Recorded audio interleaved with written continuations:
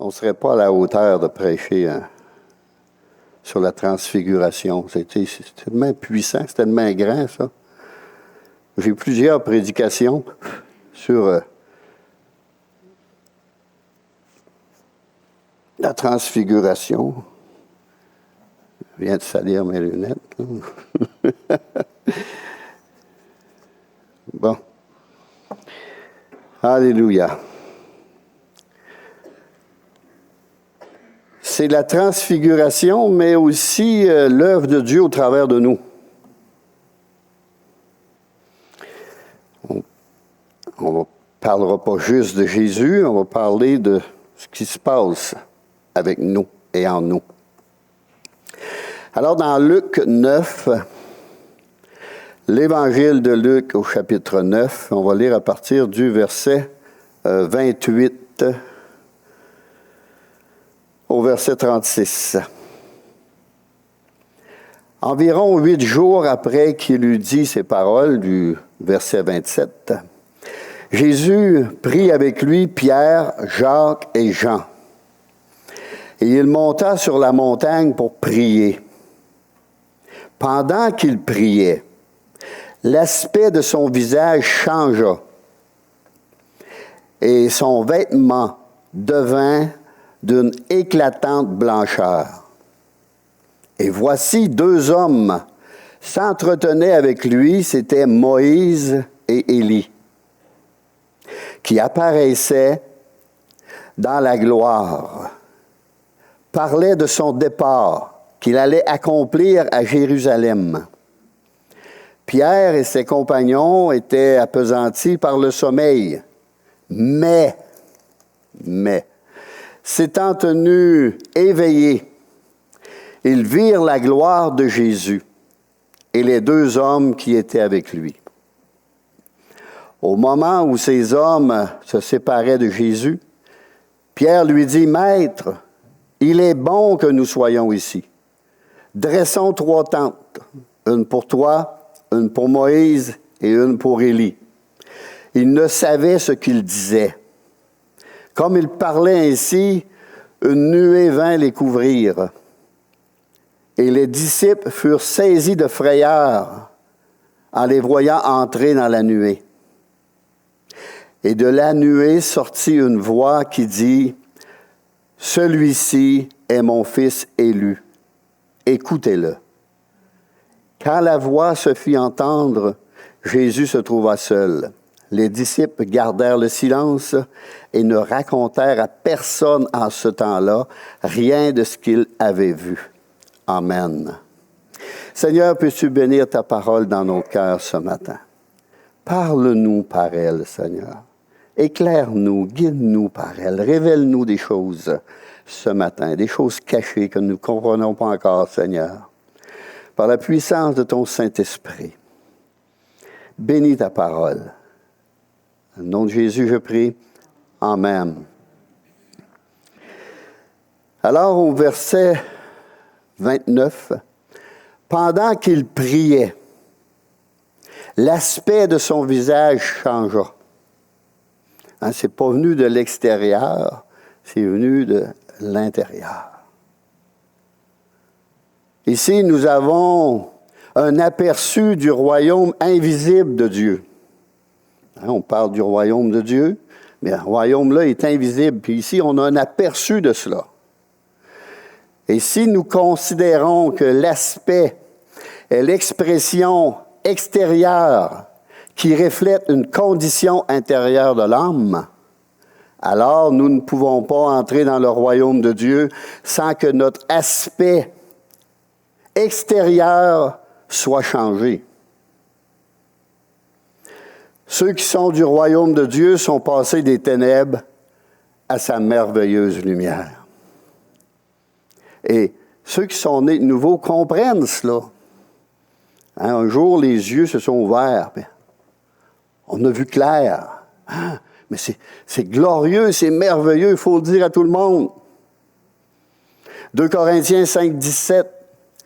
Si quelqu'un est en Christ, en Jésus-Christ, il est une nouvelle créature. Une nouvelle créature. Les choses anciennes sont passées. Voici, toutes choses sont devenues nouvelles. Le passé est passé. Maintenant, on part en nouveauté de vie. Il y a une personne qui disait, qui était âgée, puis les gens disaient, quel âge que tu as? J'ai 9 ans. Mais t'as pas 9 ans. J'ai 9 ans. J'ai commencé à vivre quand j'ai accepté Jésus, puis j'ai 9 ans. D'une vie nouvelle. On repart à zéro.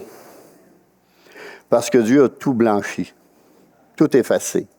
Et on repart avec une vie nouvelle, mais avec lui. Avec son esprit en nous. Et dans la lumière. Le croyant devient une nouvelle personne. Puis ça, il y a beaucoup de personnes qui disent, t'as passé, on ne te reconnaît plus. T'as donc bien changé. Avant ça, tu avais le visage défait. Puis là, tu es tout souriant. On rajeunit quand on accepte le Seigneur. Colossiens 3,10. Ayant revêtu l'homme nouveau. Ayant revêtu l'homme nouveau. Nouvelle créature, nouvelle personne. Notre cité, hein, Philippiens 3,20, notre cité à nous est dans les cieux, d'où nous attendons aussi comme Sauveur et Seigneur Jésus-Christ. Verset 21, qui transformera le corps de notre humiliation, celui-là, en le rendant semblable au corps de sa gloire. Par le pouvoir qu'il a de s'assujettir toutes choses. Le ciel, le royaume de Dieu, est maintenant notre patrie. Amen. Car nous sommes nés d'en haut, nés de nouveau. On pourrait même le lire dans Jean 3, verset 3. Jésus répondit à un homme très religieux, Nicodème, en vérité, je te le dis, si un homme ne naît de nouveau, il ne peut voir le royaume de Dieu. Alors, il faut naître de nouveau pour entrer là-haut. Puis, malheureusement, la nouvelle naissance n'est plus enseignée dans nos églises. Malheureusement, si tu veux être religieux, n'aie pas de nouveau. La conséquence extérieure de ce changement intérieur doit être aussi visible que la lumière du soleil, mes amis. Quand tu acceptes Jésus, là, c'est en dedans que ça se passe, mais il y a un reflet extérieur. Brilles-tu, mon frère? Brilles-tu, ma sœur? Est-ce qu'on brille? Est-ce que les gens peuvent voir une différence avec les autres? Dans Matthieu 18, 3, je vous le dis en vérité, si vous ne vous convertissez et si vous ne devenez comme les petits-enfants, vous n'entrerez pas dans le royaume des cieux. C'est sérieux, là. Un enfant, parler de Jésus à un enfant, puis il l'accepte tout de suite. Dans la simplicité de son cœur. Il faut être de même. Humble. humble, piler sur notre orgueil, écraser cet orgueil, ce péché si misérable, mes amis. Satan l'a embrassé, ce péché-là. La mission de l'apôtre Paul, dans Actes 26, Actes 26, verset 17.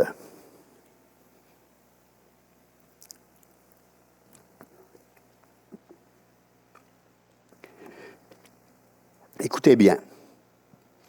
Je t'ai choisi du milieu de ce peuple, du milieu des païens vers qui je t'envoie, afin que tu leur ouvres les yeux par la parole, pour qu'ils passent des ténèbres à la lumière, de la puissance de Satan à Dieu, pour qu'ils reçoivent par la foi en moi le pardon des péchés et l'héritage avec les sanctifiés. Le paradis, mes amis, le ciel, le royaume de Dieu. C'est grand, c'est puissant, il faut se le rappeler. Et le jour de la transfiguration, l'aspect de son visage changea.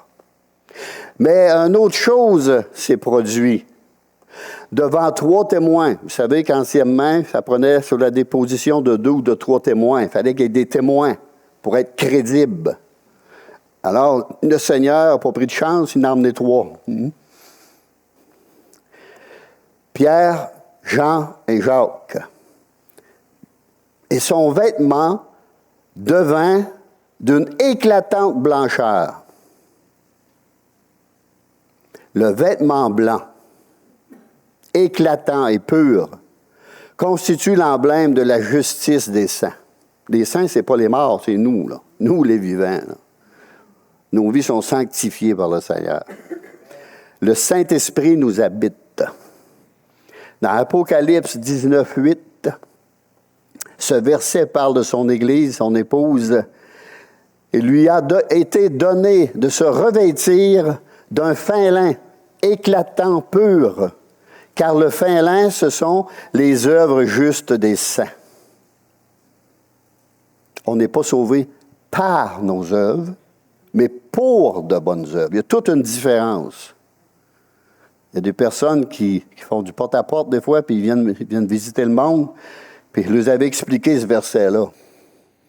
On n'est pas sauvé par nos œuvres. Le salut est gratuit par Jésus-Christ. Mais pour en faire. C'est une blancheur qu'aucun foulon, blanchisseur, sur terre peut produire. C'est pour ça qu'on a chanté ce matin, blanc, plus blanc que neige. Lavé dans le sang de l'agneau. Le sang purificateur.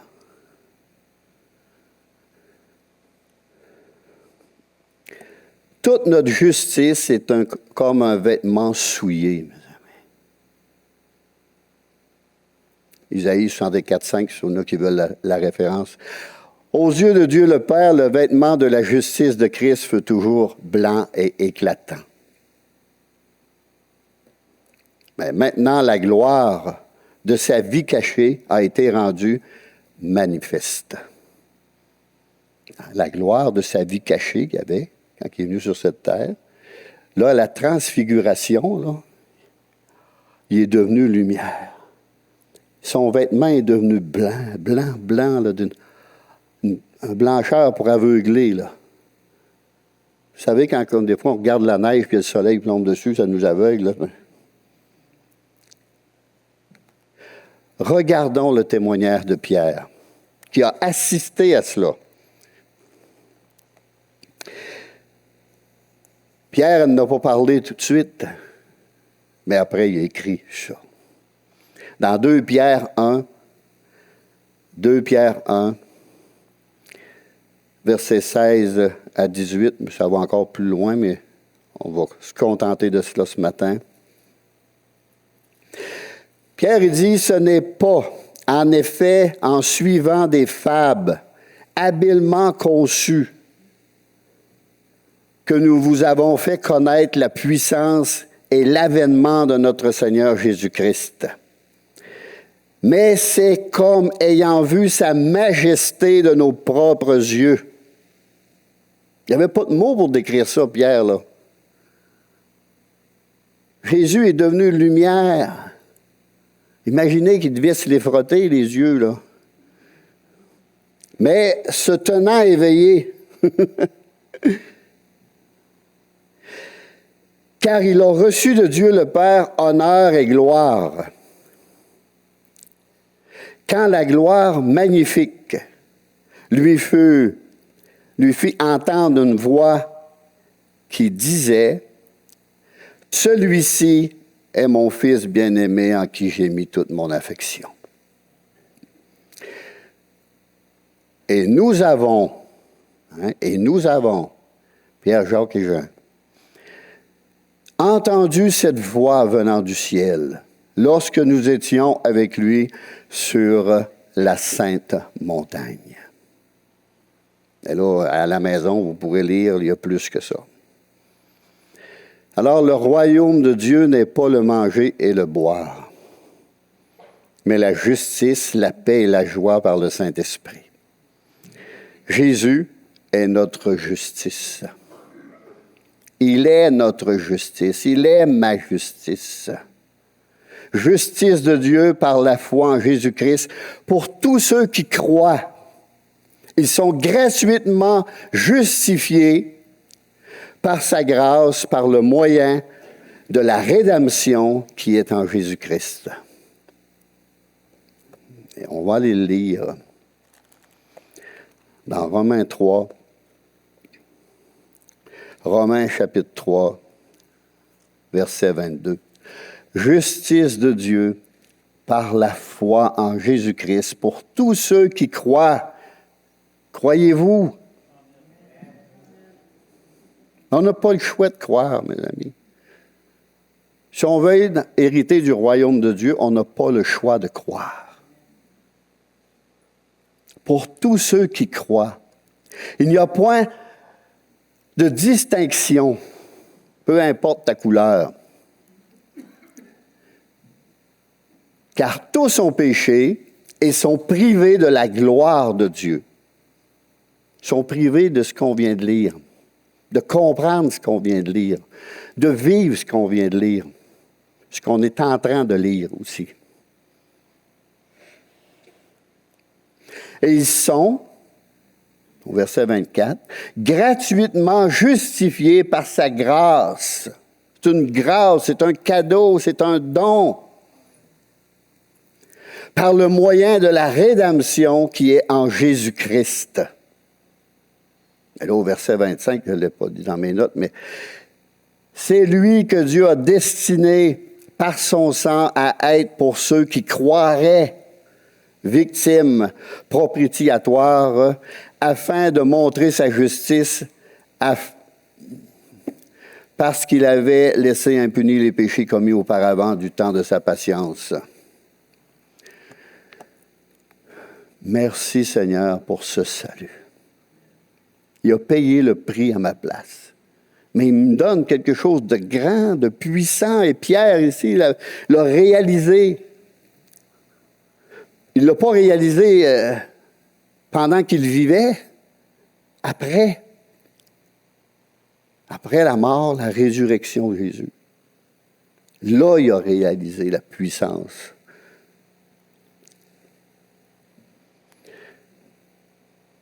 Voyons maintenant une communion céleste.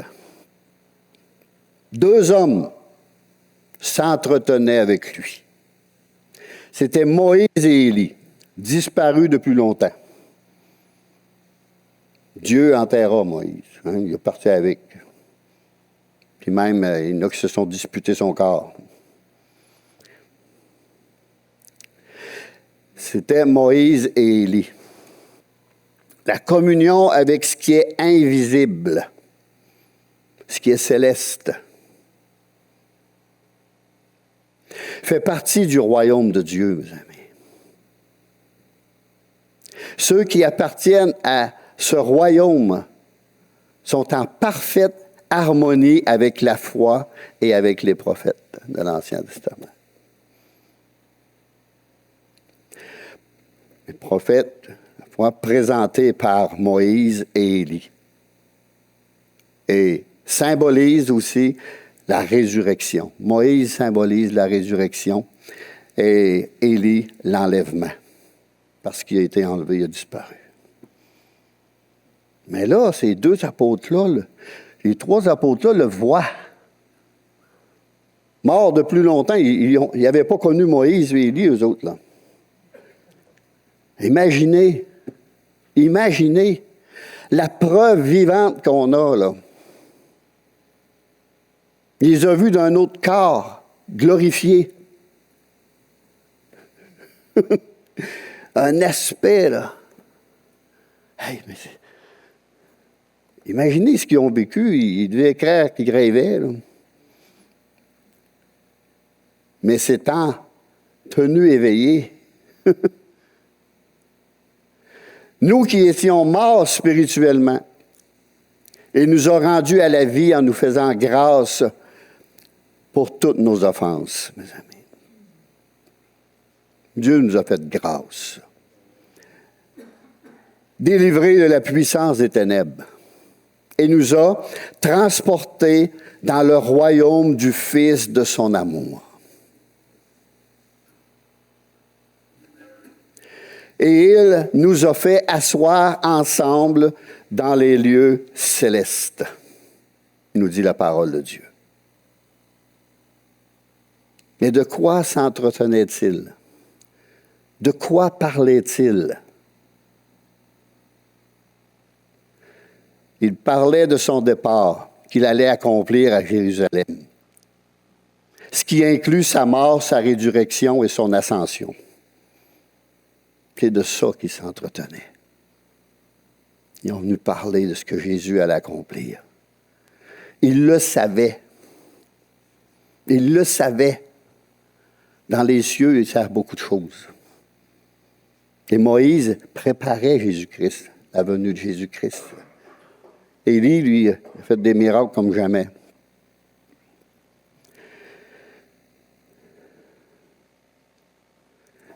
Les saints qui ont quitté cette terre sont toujours vivants, mes amis. Ils sont vivants. Et lorsque nous quitterons cette terre, peut-être par la mort, on va être vivants, mes amis. Ça n'arrête pas là, là. Un jour, je travaillais avec un jeune homme, puis le boss des employés a décédé. Et là, ils ont passé une quête là, pour acheter des fleurs, chanter des messes, faire toutes sortes de choses de même. Et moi, je témoignais à un à côté de moi. Puis il me disait toujours, on meurt et on reste dans la terre. C'est fini. La première nouvelle que j'ai eue, il était en train de donner de l'argent pour faire chanter des messes ou quoi. J'ai dit, il me semble que tu m'as dit qu'on allait dans la terre, puis ça finissait là, il n'y avait rien après. J'ai dit, pourquoi tu donnes de l'argent?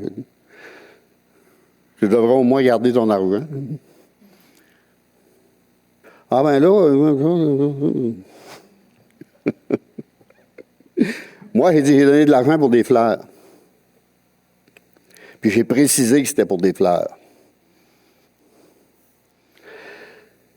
Alors, tous ceux qui sont de ce royaume devraient toujours se souvenir qu'ils y sont grâce à sa croix, à la croix de Christ, et grâce à son sang qui a été versé.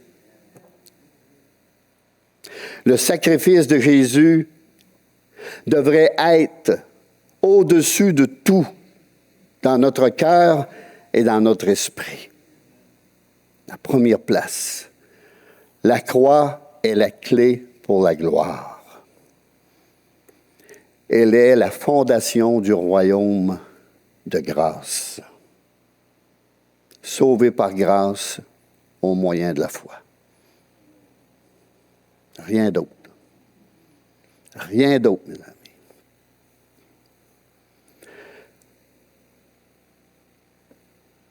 On va retourner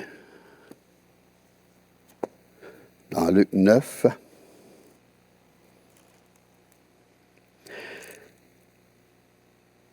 Et on va lire le verset 32. Pierre et ses compagnons étaient appesantis par le sommeil. Mais s'étant tenus éveillés, ils virent la gloire de Jésus et les deux hommes qui étaient avec lui. Quel spectacle glorieux, mes amis. C'est glorieux, c'est merveilleux. Il n'y a pas de mots pour décrire ce spectacle-là. S'étant tenu éveillé, heureusement, car il aurait passé à côté de ce merveilleux et glorieux événement. Imaginez s'il aurait passé à côté de cela. Tenons-nous éveillés spirituellement, puis on va voir les mêmes choses. Au verset 34, il y eut une nuée glorieuse. Un nuage qui est venu glorieux. Pierre en a parlé tout à l'heure dans ce qu'on a lu. En parlant de Dieu, une nuée glorieuse est venue. Une nuée vint les couvrir. Et cette nuée, nommée par Pierre une gloire magnifique. 2 Pierre 1,17. Une gloire magnifique est venue. Était le symbole visible de la présence de Dieu qui enveloppe tout, mes amis. Il enveloppait Moïse, il enveloppait Élie et il enveloppait Jésus. Alors oui, demeurons en lui. 1 Jean 2, 28. Et maintenant, petits enfants, demeurez en lui, afin que lorsqu'il paraîtra, nous ayons de l'assurance et qu'à son avènement, nous ne soyons pas confus et éloignés de lui. Si c'est écrit, là, c'est parce que ça peut arriver. Il ne faut pas que ça arrive. C'est un avertissement ici qu'on a.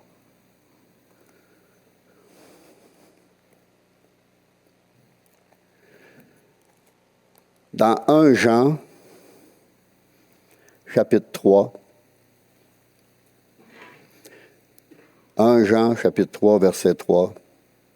Voyez quel amour le Père nous a témoigné pour que nous soyons appelés enfants de Dieu. Et nous le sommes. Si le monde ne nous connaît pas, c'est qu'il ne l'a pas connu. Il n'a pas connu Jésus-Christ, il n'a pas connu Dieu, il n'a pas connu rien. Bien-aimés, nous sommes maintenant enfants de Dieu. Et ce que nous serons, Jean était présent, mes amis, n'a pas encore été manifesté ou révélé. Mais nous savons que lorsque cela sera manifesté, nous serons semblables à lui, parce que nous le verrons tel qu'il est. Nous aussi, on va avoir un corps comme ça, mes amis. Si on persévère jusqu'à la fin. Quiconque a cette espérance en lui se purifie comme lui-même est pur. Une nuée vint les couvrir. De la même manière qu'ils entrèrent dans la nuée parce que la nuée était venue les couvrir, nous pouvons aussi pénétrer par la foi dans sa merveilleuse lumière, mes amis. Par le revêtement de puissance du Saint-Esprit. Le Seigneur nous a marqués d'un sceau. Il a mis les temps sur nous. Le Saint-Esprit en nous. Et ça, on le sait qui est là. Je sais que je sais. Je sais que je sais. Mais normalement, le monde devrait le voir aussi. Mais qu'est-ce qu'il y a, ce gars-là? C'est ce qu'ils ont, eux autres, qu'on n'a pas. Êtes-vous revêtus du Saint-Esprit? Amen. Ce consolateur que le Seigneur nous a envoyé, de qui Jésus a dit, « Il me glorifiera.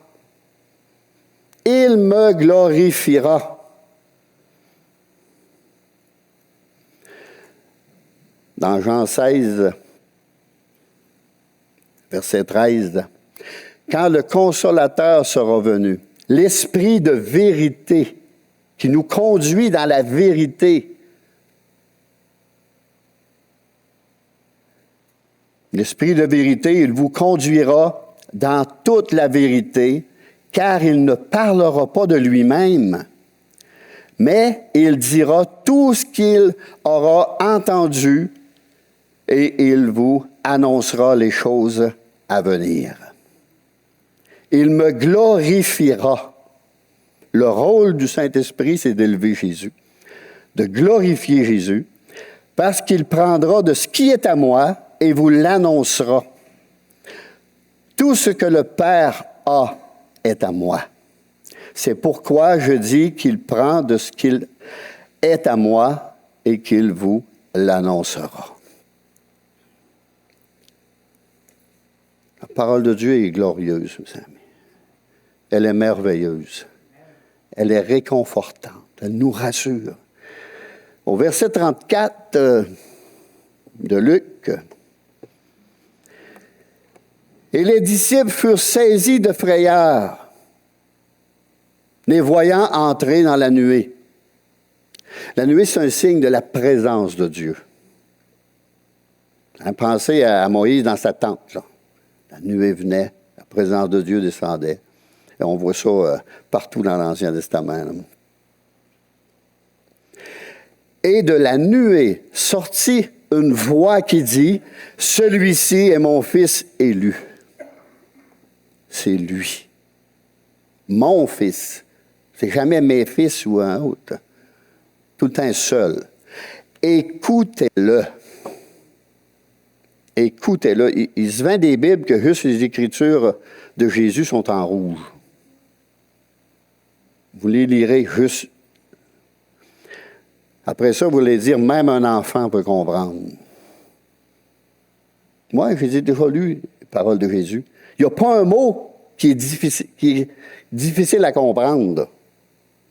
C'est tout simple, simple, simple, simple, simple.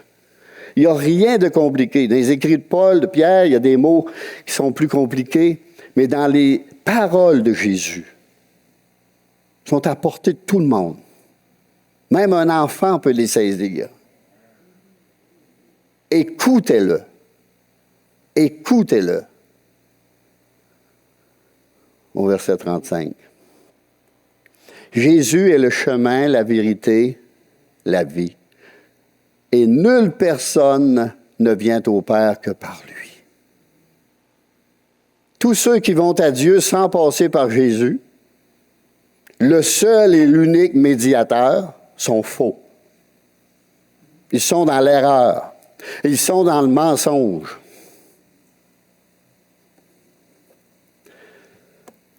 Dans Jean 8,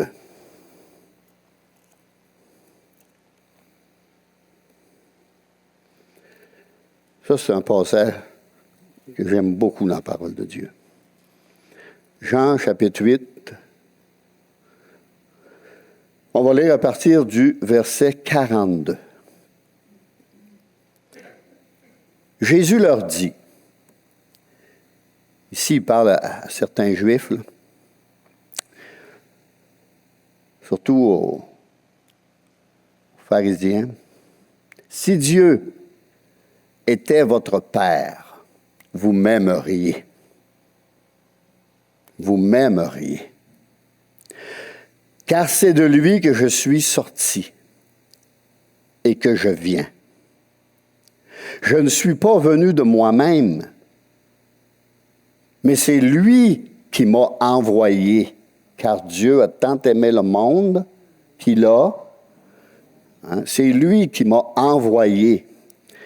Mais Jésus a accepté de venir, de quitter toute la gloire céleste et tout, puis dans un corps humain. Pourquoi ne comprenez-vous pas mon langage? Pourquoi?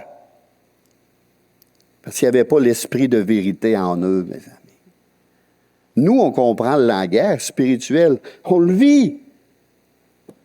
On le vit au-dedans. Oui, on sait que c'est vrai. Oui, Seigneur, c'est vrai. Je sais que je sais, disait Paul.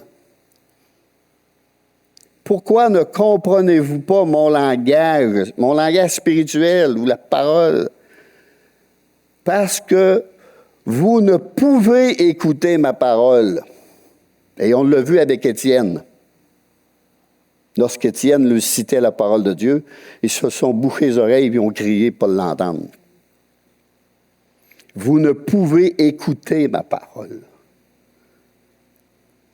Vous avez pour père le diable. C'est assez direct, Jésus, hein? Vous avez pour père le diable. Et qui en parle beaucoup, c'est Jean, dans les épîtres de Jean. Nous explique c'est quoi un enfant de Dieu. Et vous voulez accomplir les désirs de votre père.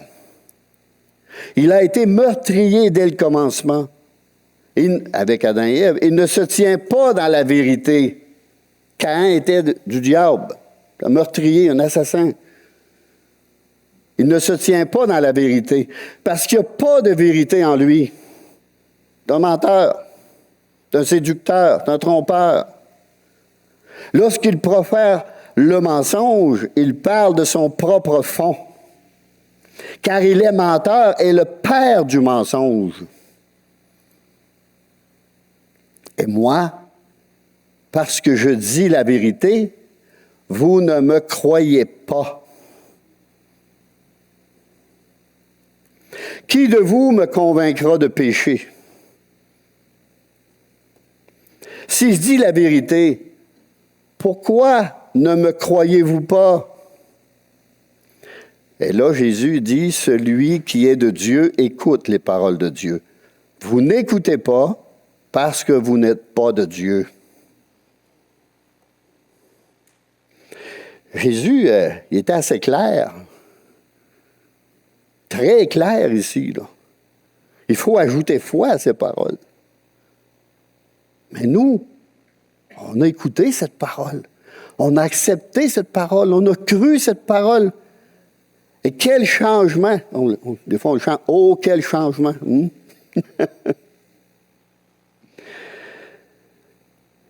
Ceux qui sont animés d'un esprit de mensonge ne sont pas nés de nouveau. Savez-vous qu'un demi-mensonge, une demi-vérité, c'est de l'hypocrisie? Pour ça que le Seigneur lui disait « hypocrite ».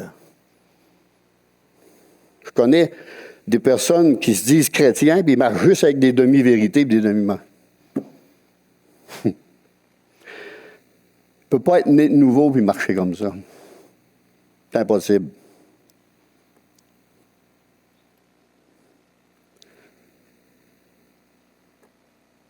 Né de nouveau, né de l'Esprit de Dieu. Le mensonge est entièrement opposé à la pensée de Dieu, qui est la vérité. Complètement opposé. Ces personnes demeurent sous l'influence de Satan, leur père spirituel. Ils sont en dehors du royaume de Dieu. Ils ne sont pas dans le royaume, ils sont en dehors. Le menteur appartient à la synagogue de Satan, Apocalypse 3:9. Satan a ses églises, mes amis. Il les avait dans ce temps-là, puis il les a encore. Mais là, c'est plus ouvert. Ici, Jésus cherchait uniquement l'honneur qui venait de Dieu. Et il l'a obtenu. Celui-ci est mon fils élu, est bien-aimé. Écoutez-le. Puis ça a été pareil à son baptême. Celui-ci est mon Fils bien-aimé, en qui j'ai mis tout mon amour. Et nous, quelle gloire recherchons-nous? Quelle gloire recherchons-nous? Recherchons-nous uniquement les honneurs les uns des autres? Dans Jean 5, 44, comment pouvez-vous croire, vous qui tirez votre gloire les uns des autres, et qui ne cherchez point la gloire qui vient de Dieu seul?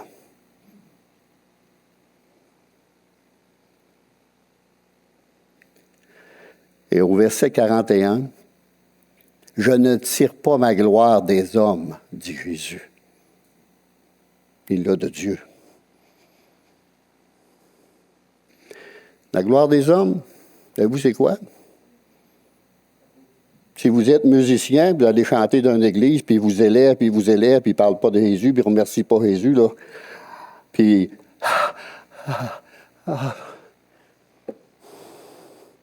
Regarde comme il m'aime. Ouais, c'est ça la gloire des hommes. Faire des longues prières pour attirer la gloire des hommes.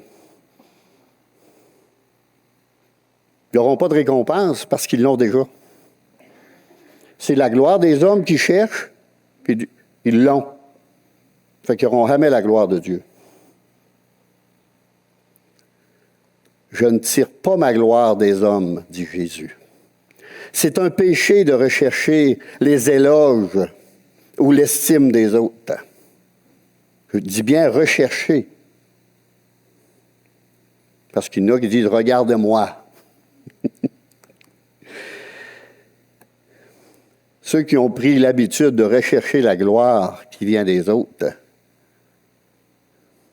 s'érigent eux-mêmes en idoles. Et ils s'excluent eux-mêmes du royaume de Dieu.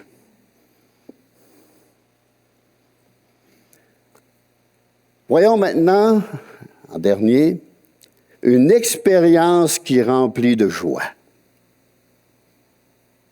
Pierre dit, « Maître, il est bon que nous soyons ici. Dressons 3 tentes. Une pour toi, une pour Moïse, une pour Élie. » Encore là, Pierre, il ne savait pas ce qu'il disait. Il était en train de bloquer Jésus à la crucifixion. Oh non, on va rester ici tout le temps, toute l'éternité, on va rester ici sur cette montagne-là. On est assez bien ici. Il ne savait pas ce qu'il disait, nous dit la parole de Dieu. Il ne savait pas ce qu'il disait. Pierre parlait d'une façon stupide et prouvait son ignorance. Car ces glorifiés ne pouvaient habiter dans des tentes, ni des tentes faites de main d'homme. D'aucune façon. Mais lorsqu'il dit « Il est bon que nous soyons ici », Pierre exprime le profond sentiment de joie et d'allégresse qui est en train de vivre dans son âme, dans son cœur. Hey, imaginez comment c'était glorieux, merveilleux. Là. Puis, s'il y avait des doutes au sujet de où ce qu'on allait après la mort, là, tout est effacé. Là. Moïse était là, Élie était là. Puis...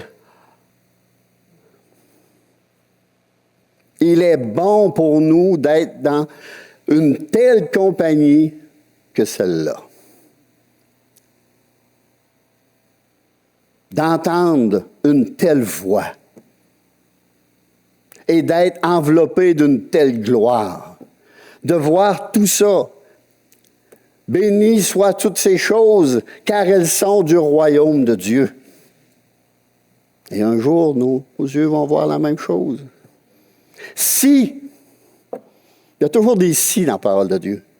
Il y en a qui ne font pas de cas des si, là. mais il y a des si. Oui. Ce royaume céleste, si un homme naît de nouveau, si un homme naît de nouveau, il ne peut voir le royaume de Dieu. Ça prend cette naissance spirituelle-là à tout prix. Je le dis souvent, aussi vrai qu'on a une naissance physique, aussi vrai qu'il faut avoir une naissance spirituelle.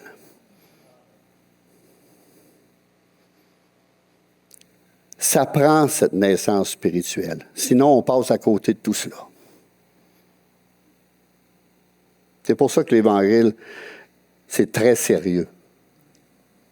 C'est très sérieux, c'est une question d'éternité. Où passerez-vous l'éternité? Ça prend une naissance spirituelle pour avoir la vie éternelle. 1 Jean 5, 11. Dieu nous a donné la vie éternelle et que cette vie est dans son Fils. Cette vie est dans son Fils. Écoutez bien, celui qui a le Fils a la vie éternelle. Celui qui n'a pas le Fils de Dieu n'a pas la vie éternelle. Nous, en tant que chrétiens, on a commencé notre éternité ici. Si la vie éternelle est dans le Fils de Dieu et ne peut être reçue ou obtenue par aucun autre moyen.